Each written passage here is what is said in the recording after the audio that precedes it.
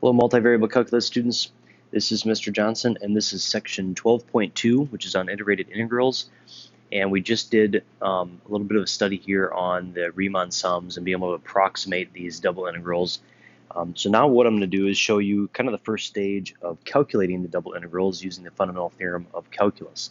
And we'll go through all sorts of different types of problems, and we'll go from double integrals to triple integrals, and we'll do change of variables and those types of things. But in this section, it is simply just how do we handle a double integral over a general region, general rectangular region.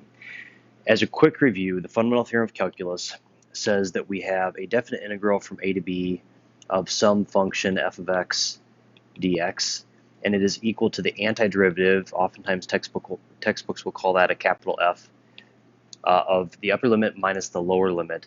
And again, this is assuming that the derivative of capital F is lowercase f. So that's our notation. We're going to use this. We're just going to basically do this in two stages. So we're going to use this for the variables x and use it then for the variables of y, or what we'll find is that we can do this sort of vice versa. Here is kind of a confusing but sort of an overview of the double integral itself. Basically what happens is that you have one integral with regard to x and one integral with regard to y. And so when you look at your double integral, you could basically look at it either in terms of y first and then x, or in terms of x first and then y.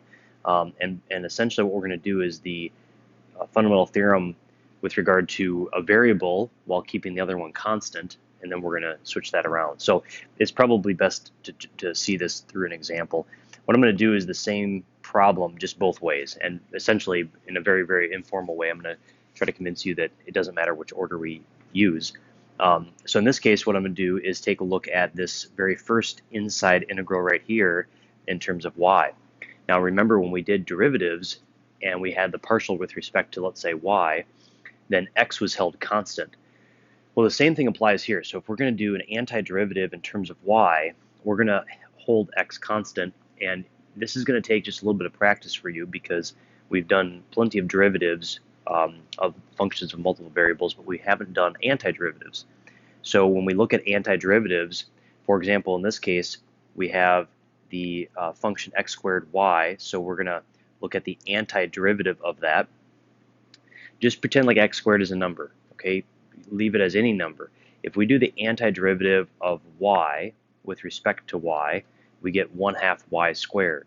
Well, the x squared will just sort of come along for the ride because it's just a coefficient of y. So our antiderivative is 1/2 x squared y squared.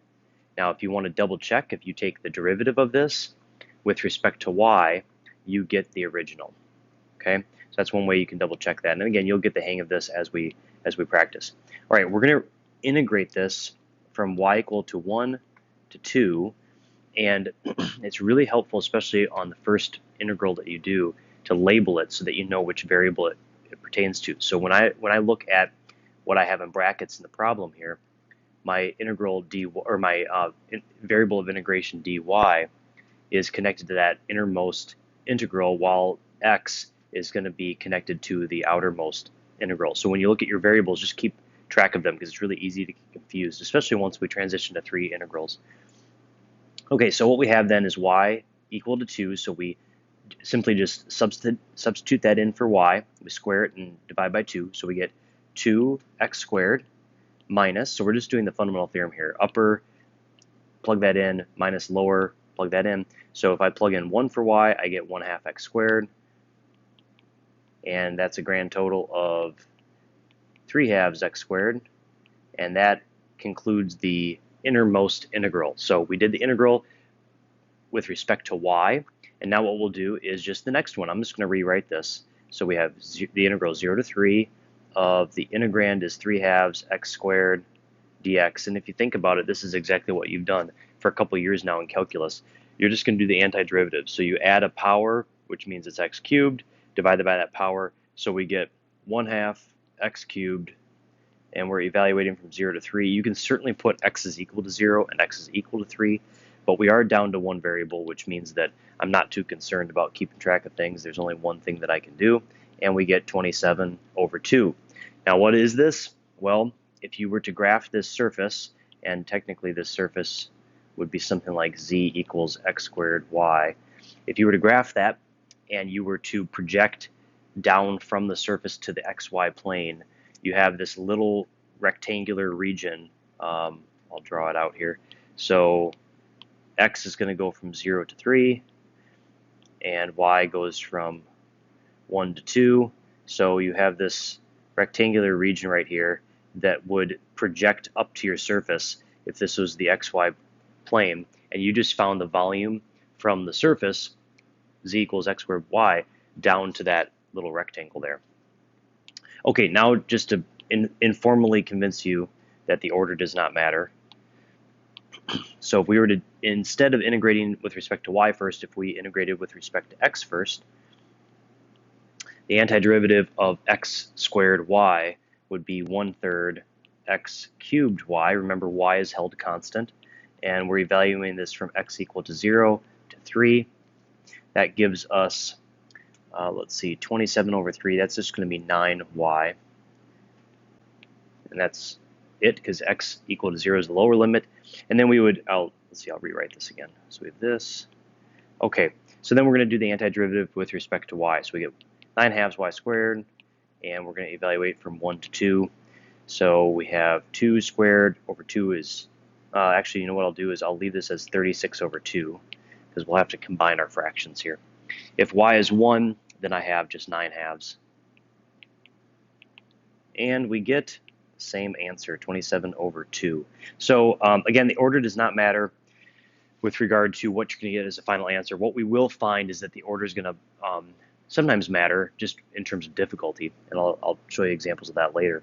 But that's an iterated integral. So again, the integral is just a rectangular region.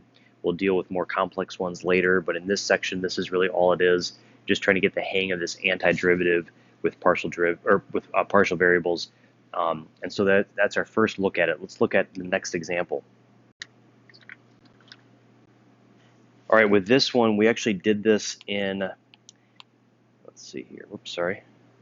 We did this in example number 2 from section 12.1, and we got negative 95 over 8, which is negative 11.875. So we did a midpoint Riemann sum to approximate the volume that we found, and we're just going to do this the long way, or not the long way, but the way using fundamental theorems. So we're going to find the exact volume here. It doesn't really matter our order. I'm going to go ahead and put x on the outside just because it's listed first. Y goes on the inside. We have x minus 3y squared. And the way I wrote it is dy dx. You can certainly do it the other way and convince yourself that it's the same answer. Also, I don't really think this is going to be easier or more difficult in any kind of order. Okay, so we have the antiderivative with respect to y. So I get x times y minus y cubed. So again, the antiderivative with respect to y, so x is held constant. Evaluate from y is 1 to y is 2. All right, so then we substitute in y is 2. So I get 2x minus 8. That's my upper limit. And then I have my lower one, which is when y is 1. So I get x minus 1. That will give me a grand total of, let's see, x minus 7. Okay, so there's our first step, our antiderivative with respect to y. And now we have a pretty easy integrand here. The antiderivative of x is 1/2 x squared minus 7x, and we evaluate from 0 to 2. So I get 2 minus 14 is negative 12. Now remember, we're dealing with volume here. This would imply that either all or most, I suppose, of this particular surface, so again, the surface is z equals x minus 3y squared, that lies below the xy plane. In other words, z is negative. And so it follows the same principles, really, of single variable calculus. So if you have some function here that is, I don't know, like this, okay?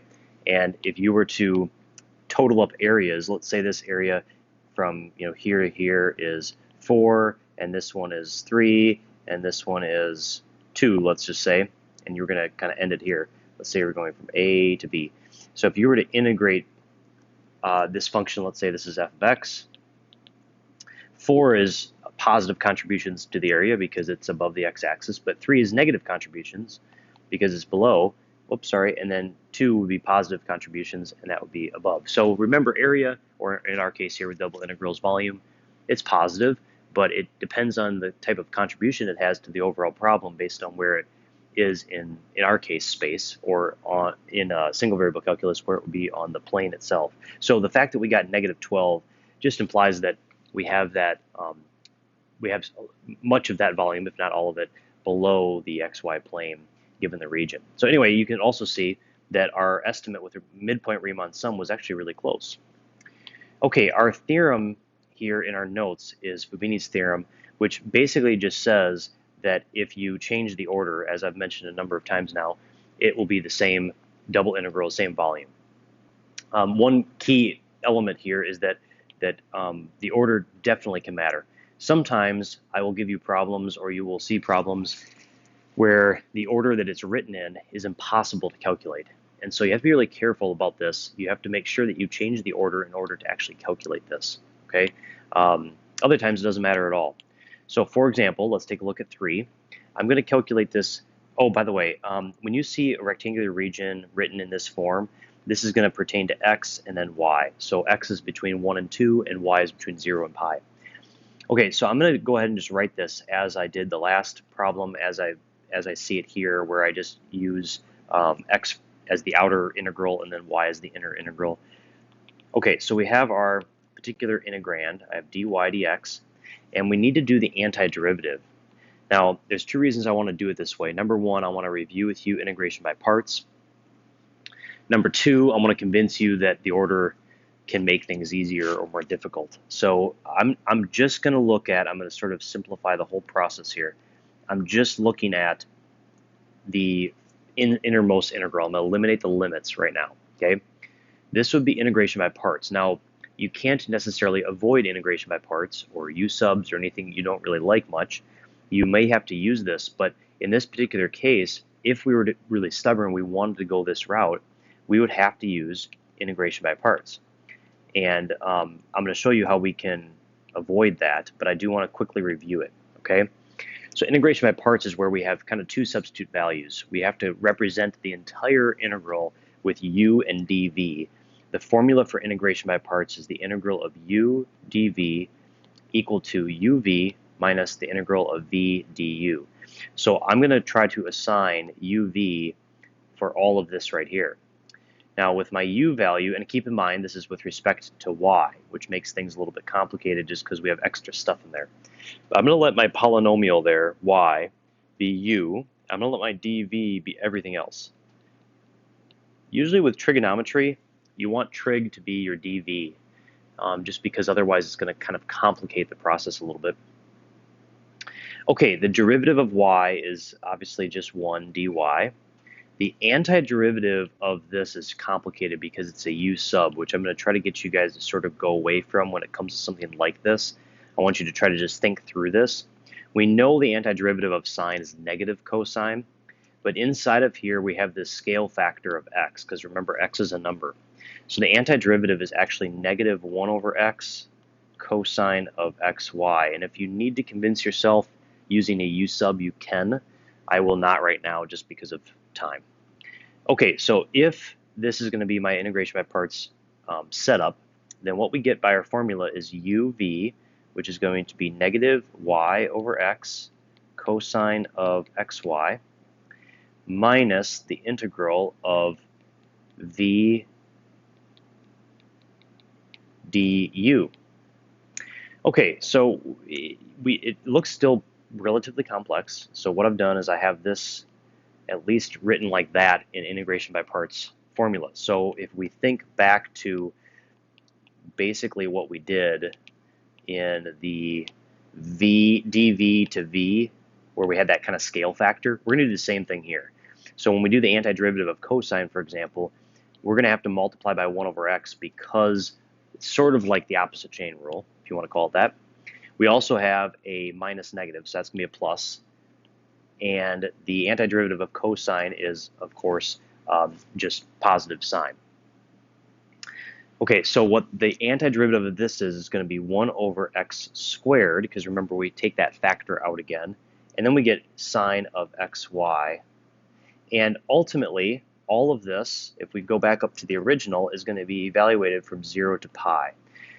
Now this is where we're going to stop, because if you kind of think ahead, or if you try this, you're going to have to deal with integration by parts again. It's going to be even more complex. That the next stage of integration by parts will be more cumbersome than the current stage has been.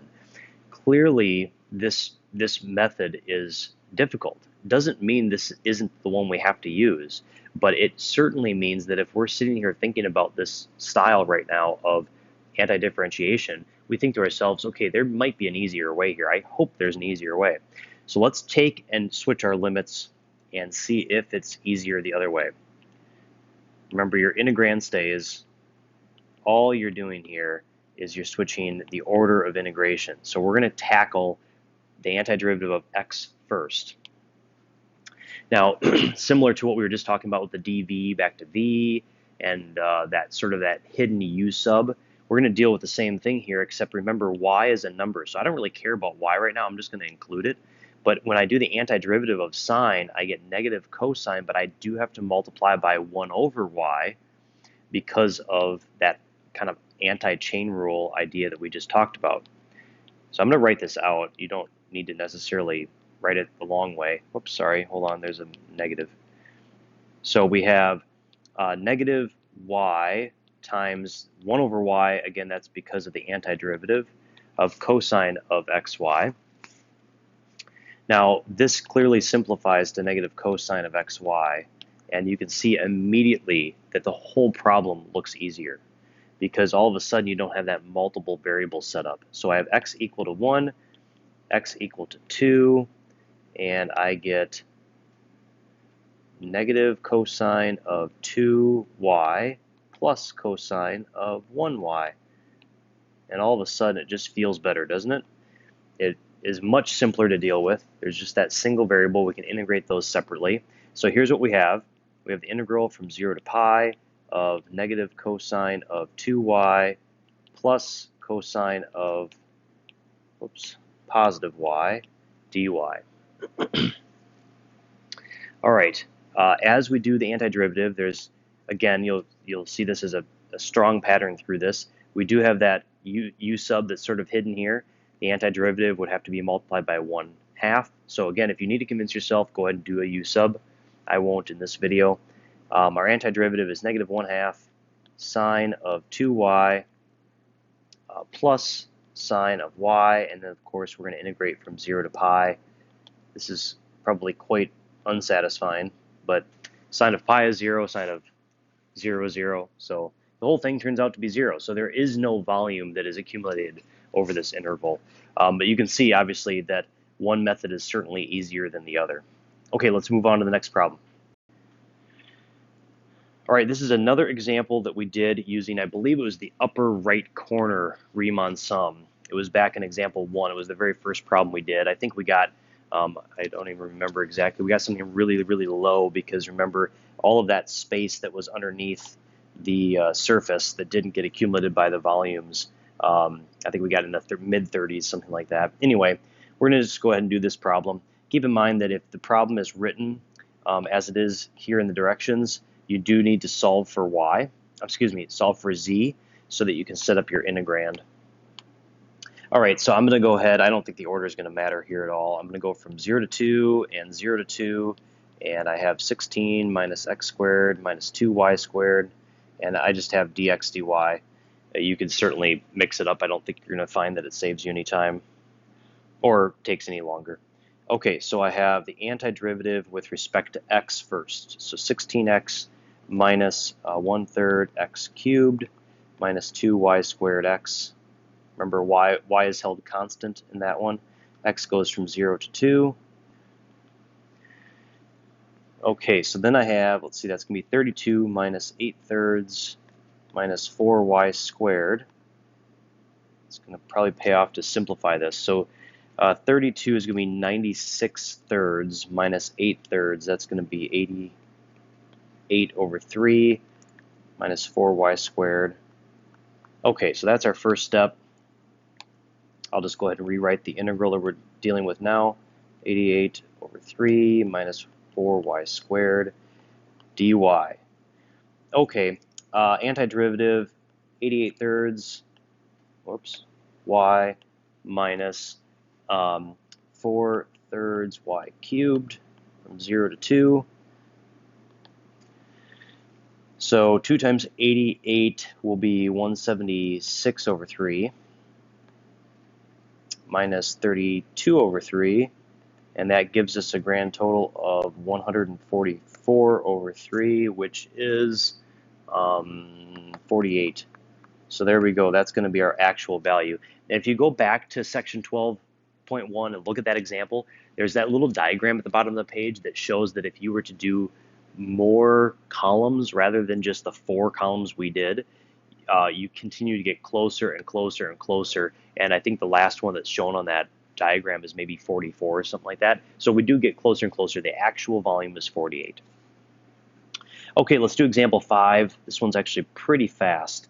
So it's the volume of the solid enclosed by the surface and then the following planes. So basically what this means is that it's the surface in the first, z is positive, so it's in the first octant where x is 0 to 2, y is 0 to pi over 4. So basically our integral, and I'm going to go ahead and I think I'm going to start with x. One of the main reasons is that when I look at this, I obviously can do the antiderivative of x. That's easy. The antiderivative of secant squared y, I can also do, and I kind of want to tackle that first, just because I don't really want that hanging around. I don't want the antiderivative with respect to x first to maybe complicate anything. You'll find that it doesn't in this case, but I think it's easier to tackle the more difficult one first, if possible. But again, if you start to anti-differentiate this stuff and you find that it's just becoming really complicated, just try the other method, or try the other order, I should say. Okay, so the antiderivative of secant squared y is tangent y, and y is going from 0 to pi over 4. So let's see, tangent of pi over 4 is 1, so I get x tangent of 0 is 0. So that's pretty simple. So we have the integral from 0 to 2 of x dx, and that antiderivative from 0 to 2 is pretty straightforward. So there you go. That's a nice quick example, even though it may have looked difficult with that secant squared. Okay, last page. All right, now there's a special case, and we actually just dealt with it. But the special case says that if you have this double integral over a region R of, let's say it's g of x times h of y. So in other words, you have one function entirely made up of x and the other function entirely made up of y. And let's say that that R is the set x between a and b and y between c and d. Okay, your integral is going to be a to b and then c to d of g of x, h of y, dy, dx. Now obviously you could switch the order of integration, but the point of this little special case is that this, if it's possible, so if the functions are entirely separated with regard to x and y and they're being multiplied, not added or subtracted, but multiplied, then you can actually split them up. So you can do the integral from a to b of g of x dx and multiply it by the integral from c to d h of y dy. I use this all the time, but you have to be really careful, because if you have, for example, the double integral over r of x plus 2y squared, that is not a candidate for this because you're adding the two separate functions, not multiplication. So for example, if it was, well, just think of our last example. Our last example was the double integral over r of x secant squared y dA. Okay, well, those two functions are being multiplied and they're entirely separated with regard to x and y. So we could have split this up and handled them different, or handled them kind of as their own variable. X on its own, y on its own, and then multiply the result. Sometimes this can save us time, Other times it's just less of a headache to deal with that constant including x or that constant including y as we go through. So for example, let's say we have this particular problem where we go from 0 to pi over 2 on x and in y. We have sine of x, we have cosine of y, and I'll just make it dy dx. This means that what we can do is split this up. And you can do it the long way if you want, just to convince yourself, but we can just split it up and sort of tackle them separately. There's a concept that comes out of this problem that I also wanted to point out quickly.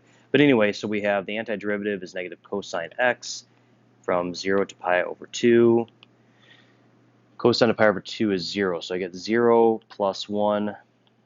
And then for the other one, we have sine of y from 0 to pi over 2.